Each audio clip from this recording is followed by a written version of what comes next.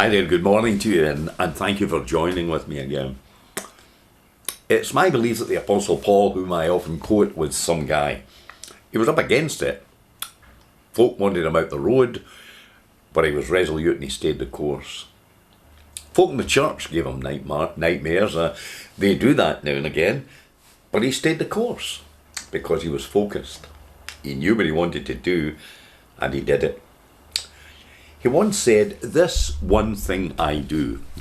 He nailed it, just that one thing. Most of us make the mistake of trying to do too many things. Successful people are generally pretty focused. They know what they want, and they get it. They know where they're headed. Nothing stops them. All their energies are aimed in the one direction. I was amused to read an article recently about a 42-year-old woman. She found herself running a marathon. She thought actually she had entered the 10K because the two races were starting a couple of minutes apart. And when the woman saw a crowd of runners, she just lined up and hurried after them. She finished the marathon, but her tears and swollen knees will remind her to do more checking before she sets out the next time to run a race.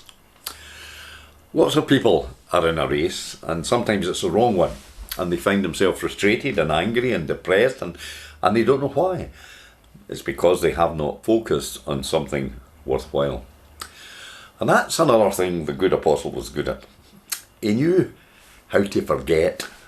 In essence, he said, I'm focused on what lies before, and I'm forgetting the things that lie behind.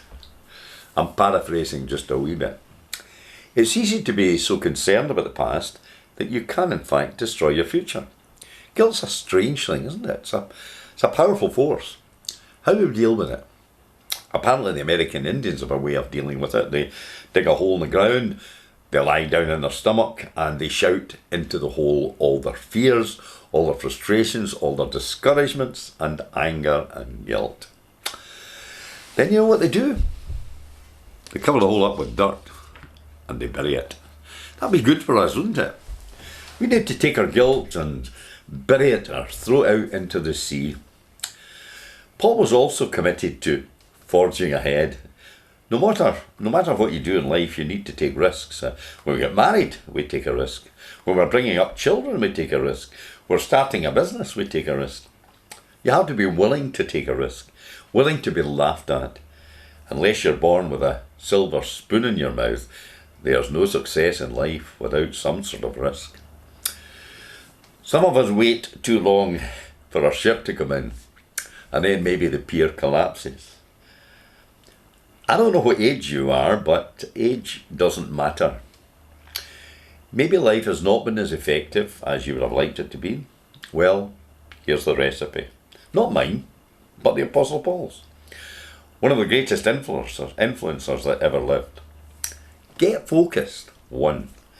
Forget the things that are past and forge on to what is in the future. That's what Paul did, and with God's help, so can you, and so can I. Again, thanks for listening to me.